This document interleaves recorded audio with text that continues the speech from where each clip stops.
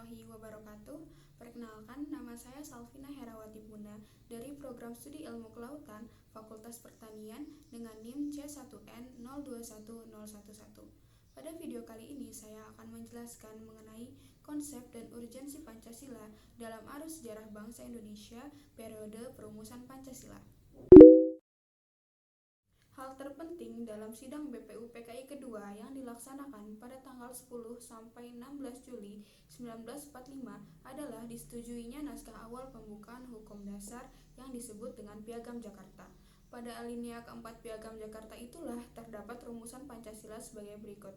1. Ketuhanan dengan kewajiban menjalankan syariat Islam bagi pemeluk-pemeluknya. Yang kedua, kemanusiaan yang adil dan beradab.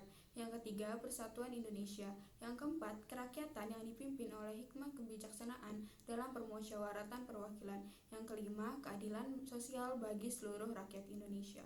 Kemudian, Piagam Jakarta itu dijadikan sebagai pembukaan Undang-Undang Dasar 1945 dengan sejumlah perubahan. Ketika para pemimpin Indonesia sedang sibuk mempersiapkan kemerdekaan Indonesia menurut skenario Jepang, secara tiba-tiba terjadi perubahan peta politik dunia. Salah satu penyebabnya ialah takluknya Jepang terhadap sekutu. Peristiwa itu ditandai dengan jatuhnya bom atom pada tanggal 6 Agustus 1945 di kota Hiroshima, Jepang.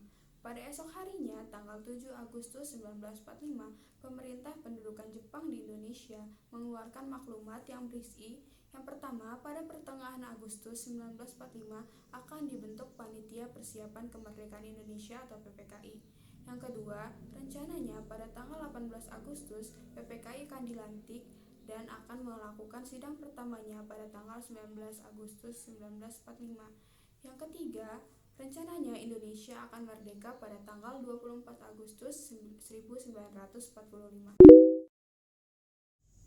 Esok paginya, tanggal 8 Agustus 1945, Soekarno, Hatta, dan Rajiman dipanggil oleh Jenderal Terauchi yang berkedudukan di Saigon, Vietnam.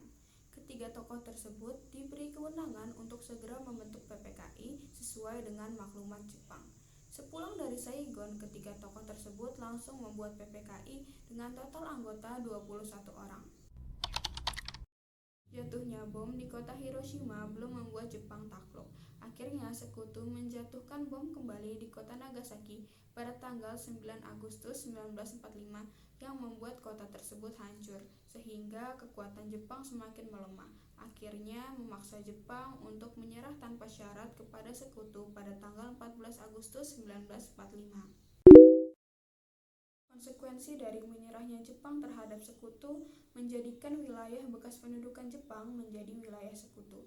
Maka dari itu terjadi kekosongan kekuasaan untuk sementara. Kekosongan kekuasaan sementara itu tidak disia-siakan oleh para tokoh nasional. Maka dari itu, para pemimpin nasional segera mengambil keputusan politis yang penting. Keputusan itu berupa melepaskan diri dari bayang-bayang Jepang dan mempercepat rencana kemerdekaan bangsa Indonesia. Sekian untuk video kali ini, semoga dapat bermanfaat. Terima kasih. Wassalamualaikum warahmatullahi wabarakatuh.